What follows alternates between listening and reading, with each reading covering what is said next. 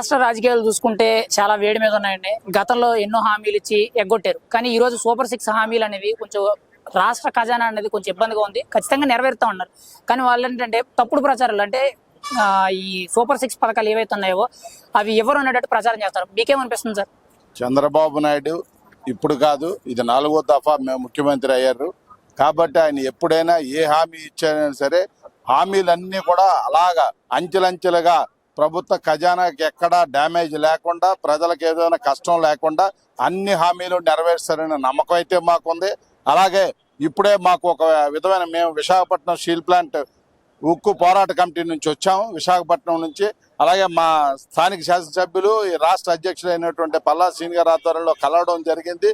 దీన్ని మేము సర్వేలు చేసి బాధ్యత మాది, మీరందరూ కష్టపడి పనిచేసి మళ్ళీ కంపెనీని పురోగతిలోకి తీసుకురమ్మని ఆయన చెప్పారు. కాబట్టి ఆయన చెప్పిన ప్రకారం మేమంతా నడుచుకుంటూ ఈ అవకాశం, వాళ్ళు ఇచ్చిన అవకాశాన్ని మేము సద్వినియోగం చేసుకుంటూ ఈ కంపెనీని సర్వేలు చేస్తాం, ఖచ్చితంగా నిలబడుతుందని కూడా చెప్పారు. కాబట్టి ముఖ్యమంత్రి గారు ఇచ్చి ఏ హామీ నిలబడితే ఈ హామీని కూడా నెరవేరుస్తారని మేము తెలియపరుచుకుంటున్నాం. ఇప్పుడు మీరు స్టీల్ ప్లాంట్ ప్రైవేటీకరణ గురించి సమస్య గురించి ప్రజా దర్బార్కి అయితే రావడం అయితే జరిగింది. ఇప్పుడు మీ ఆర్జీ ఇచ్చారు కదా సార్, ఎలా స్పందించారు ఇక్కడ? ఖచ్చితంగా ఆయన హామీ ఇచ్చారు. ఆయన ఎట్టి పరిస్థితిలో కూడా దీనిపై నేను కేంద్రంతో మాట్లాడి మీ ఆఫీసర్స్ కూడా పిలిపించి మాట్లాడి అన్ని విధాలా నేను ఆదుకుంటాను, నిలబెడతాను, మీరు మాత్రం ఖచ్చితంగా మీరు పనిచేయాలని చెప్పేసి చెప్పారు. అది మేము చేసే తీరుతాము. ఆయన ఇచ్చిన హామీని నిలబెట్టుకుంటారు. మళ్ళీ మా కంపెనీ రివైవల్ అవుతుందన్న నమ్మకం మాకు ఉంది. ఎందుకంటే 1999, 2000 సంవత్సరంలో జరిగిందని వాజ్పేయి గవర్నమెంట్లో ఇదే ముఖ్యమంత్రి గారు చేశారు. కాబట్టి ఇదే మా పని మళ్ళీ ఇప్పుడు ఆయన చేస్తారనే నమ్మకంతో ఉన్నాం. ఖచ్చితంగా జరిగి తీరుద్దని నమ్మకంగా ఉంది. ఓకే, అంటే ఇప్పుడు ఈ స్టీల్ ప్లాంట్ ప్రైవేటీకరణ ఏది ఉందంటే మనకి ఆంధ్రప్రదేశ్ లో పెద్ద సమస్యలో ఒక సమస్య అయిపోయింది. అంటే మనకు పోలవరం కానీ అమరావతి ఎలా పెద్ద సమస్య, ఇప్పుడు స్టీల్ ప్లాంట్ ప్రైవేటీకరణ కూడా ఒక పెద్ద సమస్య. గతంలో పవన్ కళ్యాణ్ గారు కూడా దీనికోసం ఒక ర్యాలీ చేయడం జరిగింది. ఇప్పుడు వీళ్ళిద్దరు పవన్ కళ్యాణ్ గారు, చంద్రబాబు నాయుడు గారు, బీజేపీ కలిపి ఉమ్మడి పొత్తులో భాగంగా ఆంధ్రప్రదేశ్ లో భాగంగా కూటమి ప్రభుత్వాన్ని అయితే ఏర్పాటు చేశారు. ఖచ్చితంగా వీళ్ళ వల్ల అనేది అది ఆగుద్ది అనుకుంటున్నారా ప్రైవేటీకరణ అనేది? 100% ఆగుతుందండి. ఎందుకంటే జనవరి 27, 2021 కేంద్ర ప్రభుత్వం ప్రైవేటీకరణ అనే తీసుకొచ్చింది. ఎప్పుడైతే తీసుకొచ్చిందో పవన్ కళ్యాణ్ గారు స్పందించి వెంటనే మా కార్మికుల కోసం జనవరి 2021లో ఒక సభ పెట్టారు. అక్టోబర్ 31 ఒక సభ పెట్టారు. అలాగే ఇక్కడ పక్కన ఉన్న మంగళగిరి ఆఫీసులో డిసెంబర్ 12, 2021 మా కోసం 10 గంటలు దీక్ష చేశారు. ఇటువంటి కార్యక్రమాలు చేశారు. అక్కడ పడుతున్న నిర్వాసితులు మా బాధలు అన్ని చూశారు. స్టీల్ ప్లాంట్ అనేది ఒక జాతీయ సంపద అండి. ఆ సంపద ఎంతమంది అంటే 32 మంది ప్రాణత్యాగాలు చేశారు. 26,000 ఎకరాలు భూసేకరణ స్వచ్ఛందంగా రైతులు ముందుకు వచ్చేశారు. అటువంటి స్టీల్ ప్లాంట్ ఈ రోజు పబ్లిక్ సెక్టర్ లోనే కొనసాగాలి. దానికి రెండు చెప్పాం. అటు పవన్ కళ్యాణ్ గారు స్పందిస్తున్నారు, ఇటు చంద్రబాబు నాయుడు గారికి చెప్పింది అదే. ఒకటి, సెయిల్లో మెర్జ్ చేయాలని. తక్షణం మాకు ప్రెజెంట్ ఉన్నది పూర్తిగా రా మెటీరియల్ అనేది ఆదుకొని పూర్తి దాంట్లో ఉత్పత్తి చేసేలాగా మాకు ముందుకు సహాయం కోరాలని మేము కోరడం జరిగింది. మేము ఉక్కు పరిరక్షణ పోరాట కమిటీగా ఆయనకి 2 విషయాల్లో చెప్పాం. తక్షణం మమ్మల్ని ఆదుకోమన్నాం. ఎందుకంటే ఇప్పుడు ప్రెజెంట్ చేతి నిండా కడుపు నిండా అన్నం ఉంటేనే కదా ఏదైనా పని చేయగలం. అలాగే పూర్తిగా రా మెటీరియల్ అనేది స్టీల్ ప్లాంట్కి సప్లై చేయాలని ఒకటి. రెండోది, సెయిల్లో మెర్జ్ చేయమని కోరడం జరిగింది. ఈ రెంట్ల మీద ఆయన సానుకూలంగా స్పందించారు. చేస్తారని మాత్రం మేము అనుకుంటున్నాం. సార్, ఇప్పుడు చూసుకుంటే మొన్న పవన్ కళ్యాణ్ గారు కూడా ఖచ్చితంగా దాని గురించి మోడీ గారితో మాట్లాడుతానన్నారు. చంద్రబాబు నాయుడు గారు కూడా మోడీ గారితో మాట్లాడుతానన్నారు. రీసెంట్ గా కేంద్ర ఉక్కు కర్మాగార పరిశ్రమ శాఖ మంత్రి అయిన కుమారస్వామి దేవగౌడ గారు కూడా వచ్చి కూడా ఖచ్చితంగా ఆగేటట్టు ప్రయత్నం చేస్తామన్నారు. మరి ఖచ్చితంగా మీ యొక్క బతుకులు అనేవి దాని మీద ఆధారపడి గాజువాకలో దాదాపుగా ఎంతో కొంతమంది దాని మీద ఆధారపడి బతుకుతున్నారు. వాళ్ళందరికీ న్యాయం జరుగుద్ది అనుకుంటున్నారా? ఇంతమంది మాట ఇచ్చారు కదా ఖచ్చితంగా. అంటే 32 మంది అమరవీరుల ప్రాణత్యాగంతో సాధించినటువంటి ప్లాంట్ విశాఖపట్నం స్టీల్ ప్లాంట్.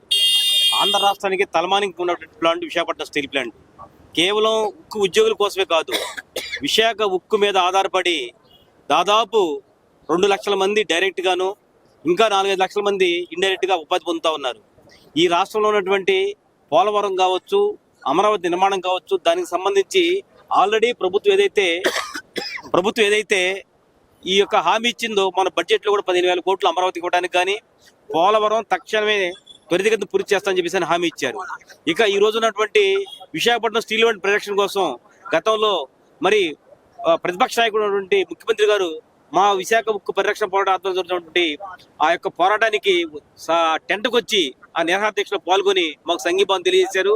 అలాగే పవన్ కళ్యాణ్ గారు కూడా అక్కడ లక్షలాది మంది ఒక మీటింగ్ పెట్టి విశాఖపట్నం స్టీల్ ప్లాంట్ కాపాడుతా ఉన్నారు. ఈ రోజున రాష్ట్రానికి ముఖ్యమంత్రిగా మరొకరు పవన్ కళ్యాణ్ గారు ఉప ముఖ్యమంత్రిగా ఉన్నారు కాబట్టి వాళ్ళు ఈ ప్లాంట్ ని కాపాడతారనేటువంటి నమ్మకం మాకుంది.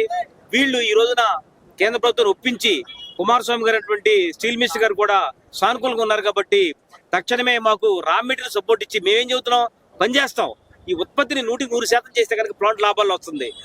కేంద్ర ప్రభుత్వం కానీ అక్కడున్న యాజమాన్యం కానీ మరి ఈ యొక్క ఉత్పత్తిని తగ్గించి కేవలం 40%, 50%, 60% తీయడం వల్ల మాత్రం నష్టాలు ఉన్నాయి కాబట్టి 100% ఉత్పత్తిని తీస్తామని దానికి కావాల్సిన సహకారాన్ని మరి ఇవ్వాలని చెప్పేసి మరి రాష్ట్ర ముఖ్యమంత్రుల వారి ద్వారా కేంద్ర ప్రభుత్వాన్ని కూడా విజ్ఞప్తి చేయడం జరిగింది. ఆయన దాన్ని సానుకూలంగా స్పందించారు. ఓకే, ఇప్పుడు మీరు చెప్తున్నారు కదా సార్, అసలు ఈ స్టీల్ ప్లాంట్ మీద ఎంతమంది ఆధారపడి బతుకుతున్నారు, ఎన్ని ఎన్ని వందల వేల కుటుంబాలు ఆధారపడి బతుకుతున్నాయి, కొంచెం వివరాలు చెప్పండి సార్.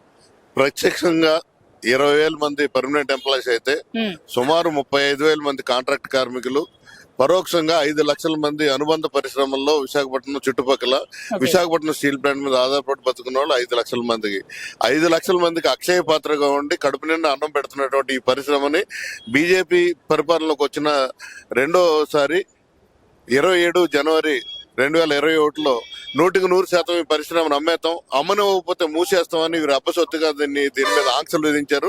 ఈ రోజుకి లాభాల్లో ఉన్నటువంటి కోవిడ్ అత్యంత ప్రమాదకరంగా ఉన్నప్పుడు 28,000 కోట్ల టర్న్ ఓవర్, 600 కోట్లు నికర లాభాలు ఆర్జించినటువంటి విశాఖపట్నం స్టీల్ ప్లాంట్ ఈవేళ 5,000 కోట్ల నష్టానికి సరిసూచే విధంగా రా మెటీరియల్ ఇవ్వకుండా, రా మెటీరియల్ కొనుక్కోవడానికి పర్మిషన్స్ ఇవ్వకుండా అనేక ఆంక్షలు విధించి విశాఖపట్నం స్టీల్ ప్లాంట్ ని ఆదానికో అంబానీకో కట్టబెట్టాలి, ముట్ట చెప్పాలని చెప్పి కేంద్ర ప్రభుత్వం కుట్ర పన్నింది.